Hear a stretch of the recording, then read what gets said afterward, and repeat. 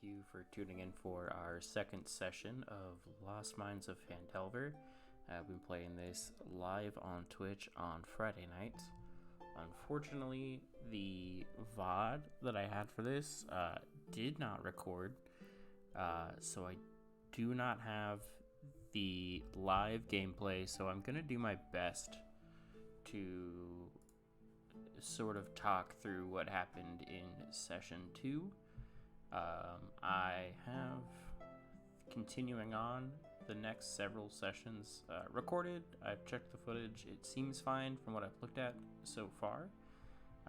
So we are just going to jump around a little bit, and I'm going to do my best to remember and explain what our party was up to. And also maybe take a little time just to kind of talk through the characters are a little bit, since I didn't really touch on that too much in the first session, since we should have a little extra time since we're not actually watching a full stream's worth of D&D. So we're going to switch over.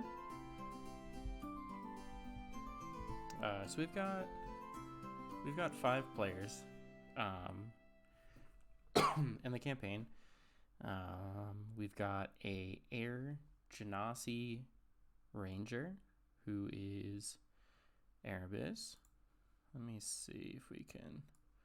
Here we go. Here is our Air Genasi. And we've got our Dragonborn Sorcerer, Loki. We have our wonderful half-orc bard, and I've gotten a lot of questions about him in stream. He's not your sort of what is currently seems like the quote-unquote meta bard, who's just constantly trying to seduce everything. He's very much like more like in your face, punchy kind of bard. And he's been amazing. He's been great. I've loved all the characters, and I really enjoy how they've been developing so far. I'm really looking forward to kind of starting to fold in some more of their backstories a little bit. If you're my players and are watching this, you didn't hear that. And we have Snowlu, who is our Kobold Druid. And last but certainly not least, we have Elaine, who is a Dragonborn Paladin, whose deity is the Raven Queen. So hopefully we'll be seeing a little bit more of her in the future. I'm really excited. Like I said, I'm really excited. They all have really great backstories, and I'm really looking forward to kind of starting to pull them out a little bit. We've already seen a little bit of Ronam's backstory in one of the future sessions that we've already played, and hopefully I'll have uploaded to YouTube as soon as possible. These videos have been taking me way longer than I thought to edit. I just finished session 3, so this one and session 3 will be going up almost simultaneously, and then 4 and 5 are going to take me a little bit. It is a lot of footage to go through. I do have like a bit of a cold, so I'm trying to edit out as many coughs as possible and just any sort of dead air on any points where it's just me chit-chatting with the chat on stream, just so we can get just like bare bones, just as much of just the D&D stuff as possible. And if you wanna see the other stuff, here's some of the like jokes that didn't quite make it into the VODs. Feel free to drop by the stream. Like I said earlier, we play Friday nights around midnight. I tweet out my stream schedule every week. So if you are wondering what we play and when we play it, feel free to follow me on Twitter. I'll put a link in the video description below. Something I didn't mention when I was talking about our wonderful players is 3 of them do stream. I'll put their links to their Twitch down below as well. They deserve all the love in the world. They are amazing, and they've all been just so much fun to DM for. So let's get into it.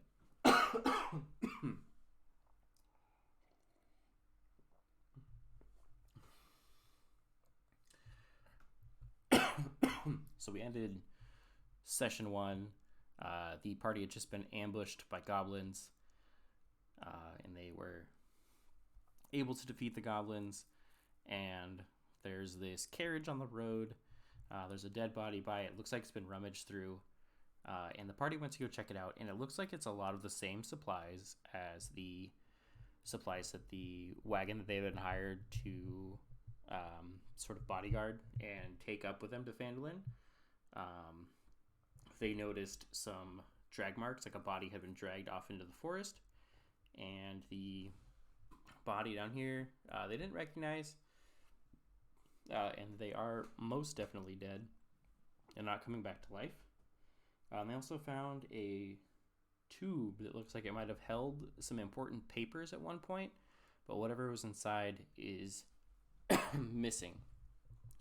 And the party has decided that this is most likely their boss, the person that hired him, Gundren Rockseeker's wagon, and they go off to figure out if that's true, and if so, where Gundren and his bodyguard Sildar are at. So we're going to hop over to the Goblin hideout. It's already it's already been edited, so you guys can see some stuff from a future episode, future session. And I apologize for that. To on stream, what you guys actually see is what the players see. But for this video, just for time purposes, honestly, because it is 2 a.m. and I am trying to crush out these past sessions videos to get caught up to where we are as quickly as possible. So I apologize for that. So just try and focus on the the lighted up part. We don't want anything spoiled.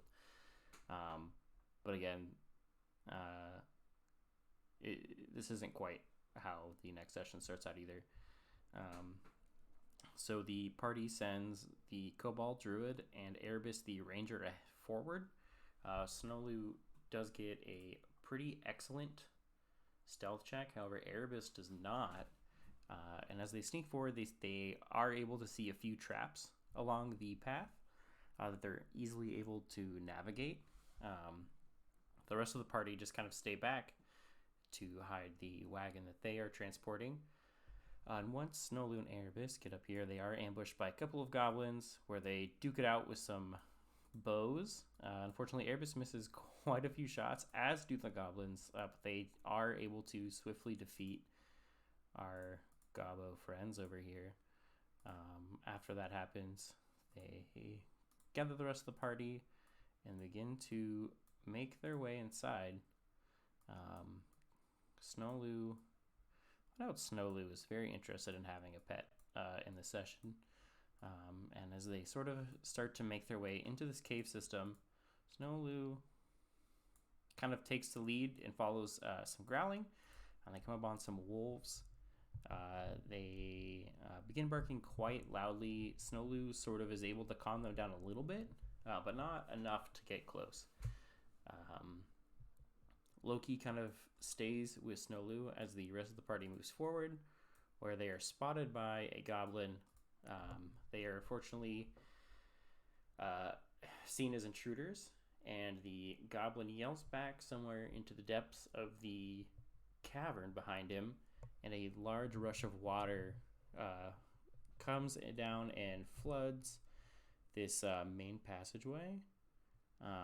The party is able to kind of hang on, and upon seeing this, the goblin calls back and hits him with one more rush of water. Unfortunately, Ronam does get pushed back out to the entrance, and Erebus and Elaine sort of tag team this goblin. Erebus casts Levitate on Elaine, and Elaine is actually able to make it up to this bridge up top, and is actually able to restrain the goblin and kind of gag him to keep him quiet. All while in here, they've got this. They're trying to figure out how to calm down these dogs. Nothing really seems to be working.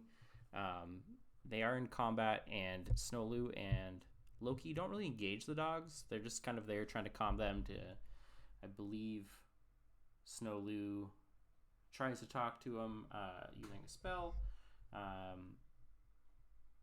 he wasn't quite able to convince them to be chill and let him approach. In order to try and quiet the dogs, Loki lets out a very loud growl at them, which actually causes them to become enraged. And one of them, and at this point, Snow had already exited the cave, and Ronan was kind of back up here. They're sort of regathering when Loki did this roar. Unfortunately, one of them was able to break loose its chains and down Loki. So Loki becomes passed out incapacitated on the floor, and he gets dragged out by this wolf. And that is kind of where we ended this session. Most of it was them being super cautious, trying to approach the cave and take out those two goblin guards, lookouts. But they were quite lazy gobbos, but then didn't practice the right very well. They missed a lot of shots. And that is where we left off. We left off with Loki being downed, Elaine the paladin up top with the goblin on the bridge, and Ronan, Erebus, and Snowloo kind of all together. And again, I do apologize for not having the full VOD to put up. My explanation is definitely not as zany and fun as these guys to make everything. Again, I've had such a blast DMing for them, and I can't wait to see where it all goes. But that being said, that's going to end session 2 for us. Session 3 will be coming up shortly after this video. Thank you again for tuning in. And again, if you like what you see, if you're interested in kind of seeing where the party's at, what kind of shenanigans they get up to, feel free to join us live on Twitch. If not, I'll be uploading the VODs as quickly as possible. I'm hoping to get caught up, and then after I get caught up, it shouldn't be too difficult to get each week's video up before our next session. That way you can always stay caught up if you do feel like joining us. Thank you, and I hope to catch you next time.